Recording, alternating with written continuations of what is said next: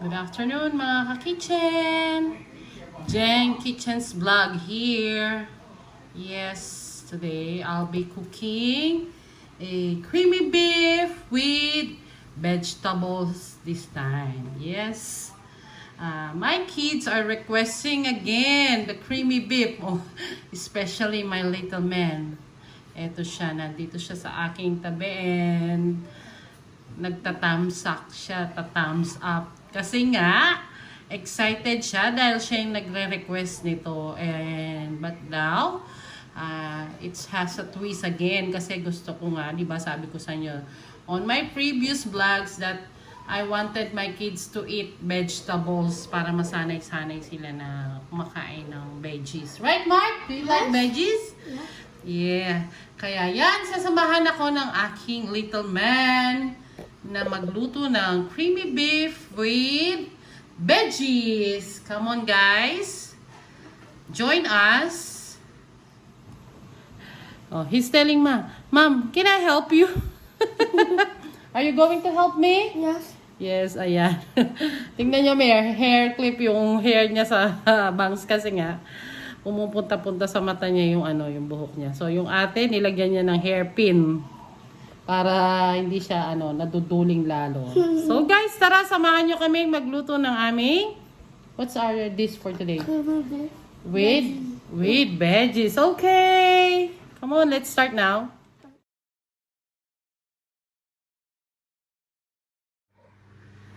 So ayan guys, ang aking assistant chef. Si Chef Mark. Yeah, he's going to introduce the ingredients that we're gonna use, right, Mark? For our creamy beef with veggies. Oh, you tell them.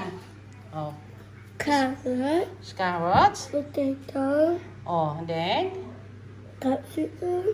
oh, Celery. yes, Broccoli. yes, Onion. yes, And chicken. Salt. and then, what's this? What's this? Garlic, and ox tongue, and then this, Chicken cream. and Butter. yes. Yun guys, ito lahat yung ating ingredients para sa ating creamy beef with veggies. But guys, remember I don't urge you or require you to have all these ingredients kasi nga it so happen dito sa amin sa Australia na napakamura ng carrots. Imagine niyo 79 cents lang a kilo. And then yung potato is $1 lang a kilo. And then yung capsicum is mura din. And also the celery, napakamura niya. Isang bunch ng celery is $1.99. Talagang ang dami niya. Isang bukos na malaki. And then yung di ba sabi ko nga yung aking broccoli, this was last Friday pa. Kaya yan, nalaga na siya. And our ox tongue, yan, pinakulo ko na siya. Pinalambot ko na. And nung pagpapalambot ko is ginamitan ko ng celery para mabango, ng garlic. Yun. And then nilagyan ko na rin ng salt. Pero yung pinagkuluan ko is tinapon ko siya. So I'm not using the yung broth nito.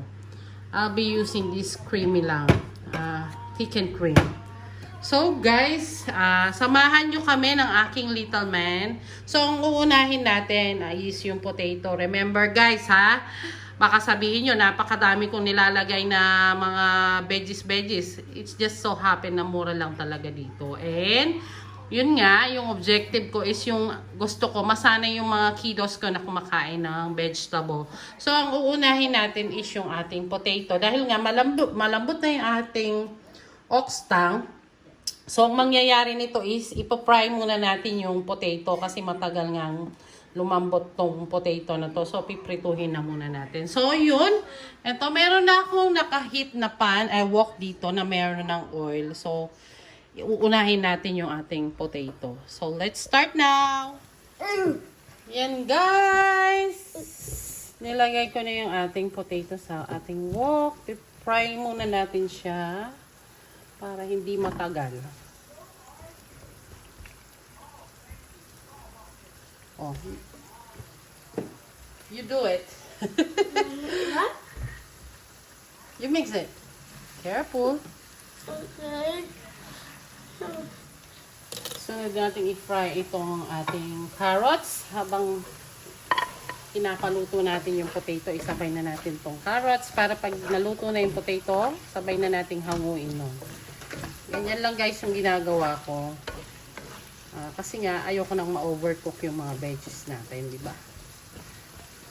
Dahil nga malambot na yung ating oxtang. Gusto niya siya yung halo-halo, but malapit na lang naman maluto yung ating potato and carrots. And then, isasalin natin siya, and then mabawasan natin yung oil.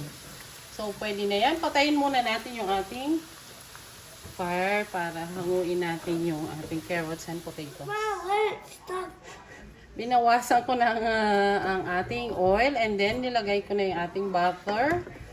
Then, susunod natin ilalagay yung garlic. Oh, you put the garlic, Baba. You have to be careful. Oh, there's still a garlic. Okay. Yan, palulutuin muna natin yung ating garlic. Pwede na yung ating garlic. Next is the onion, Baba. Put the onion. You have to be careful. You wanna help? Okay, I'll do it for you. Okay. You're welcome. Sabi nga, ano sinabi mo, baby? You're welcome. Hindi kanina, ano sabi mo? I will teach you how to cook. Sabi ko, paglaki mo na lang. You're still a baby. Nagagalit siya, mga ka-kitchen, kasi bini-baby ko siya. He's big boy na daw. Yeah, palutuin muna natin yung ating onion. Next is yung ating oxtang na. Pwede na yung ating onion.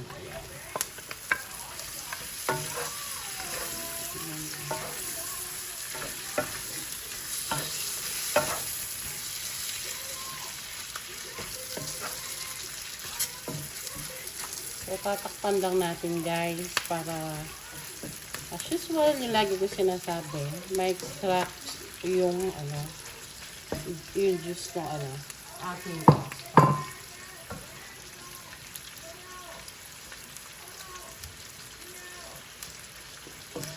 We're going to simmer it for 2 minutes lang. Then, check natin.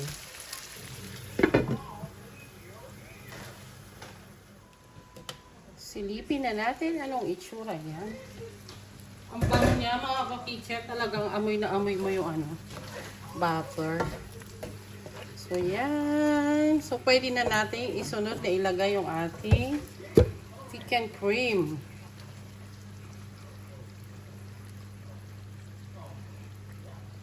Dapat yung apoy natin dito, mga ka-kitchen, is mahina lang para hindi masusunog.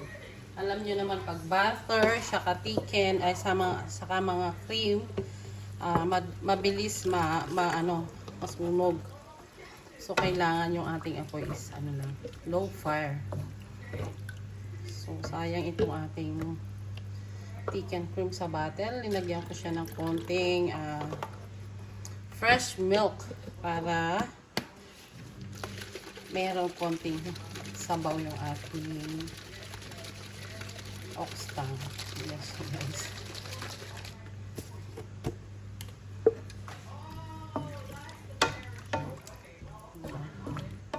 Ang sarap ng itsura niya, mga ka-kitchens. So, pwede na rin natin ilagay yung ating carrots and potato na pinry natin kanina ng bahagya para sabay na lumalambot. Ayan. Very colorful siya. Meron siyang orange, green, violet, orange, yellow, and violet. Violet dahil dun sa onion. Then, isi-simmer natin again for another 3 minutes bago natin ilalagay ilagay na rin pala natin yung ating chicken salt. Isi-simmer natin ng another 3 minutes bago natin ilagay yung the rest of the veggies like yung celery and capsicum and yung ating broccoli. Alam nyo naman guys, ang aming sekreto pag creamy beef yung niluluto namin, naglalagay ako ng aming favorite na cheese. Kaya napansin nyo sa aming fridge, ang dami naming cheese, iba't ibang klase. So yun guys, isi-simmer natin for 3 minutes again. Tingnan nyo mga ka-kitchen, linagay ko muna yung cheese. Hayaan natin siyang may melt. Tatakpan natin siya.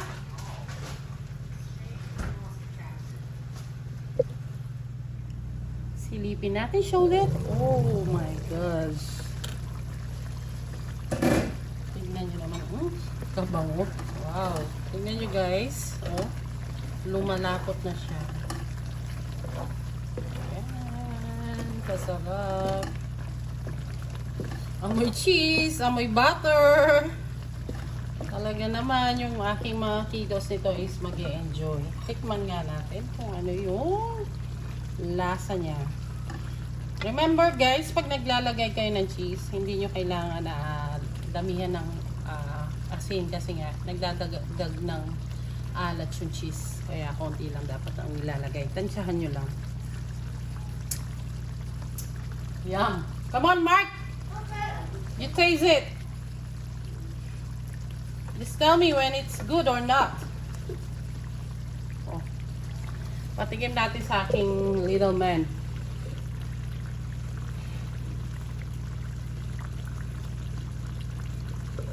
How does it taste? Yum. Yum! Oh, guys, paano yan? Yum daw eh. You want another one? Later? Yan ang hirap sa'yo eh. Pag natikman mo eh, gusto mo agad-agad eh. Ayan guys, luto na to. So, ilalagay na natin yung ating rest of the veggies. And then, we will simmer it for another 2 to 3 minutes dahil paluto na to. Tingnan nyo naman kasarap guys, di ba? Yan, so creamy talaga. And so yummy. Nakuha ko na naman yung panlasa ng aking bunso. Tatakpan ko ulit mga ka-kitchen. We're almost done. O yan na yung itsura niya. Wow! Creamy. Grabe. Oh my gosh. Wow, tingnan niyo mga ka-kitchen. So yummy, so healthy. Diba? Nakagawa na naman tayo ng very easy, very yummy na dish for our family, diba? So yun guys. Hope nag-enjoy kayo sa aking cooking session for today, which is my creamy beef with lots of veggies. Thank you for watching guys. So sa lahat pa ng hindi nakakapag-subscribe ng aking YouTube channel, don't forget to like, share, and comment. And of course, syempre dapat mag-subscribe kayo on my YouTube channel. And don't forget to click the notification bell para lagi kayong updated sa aking mga videos. So, yun guys. Sana nag-enjoy kayo. Thank you for watching. God bless and keep safe always. Bye! Plating time. Pasilip lang ng konti. Yan. Tignan nyo, gaano siya kasarap guys. Gaano siya ka-creamy. Sobrang creamy niya. Sobrang yummy niya. Ito si ate. Excited na siya. Thank you guys. Bye. What can we eat that now?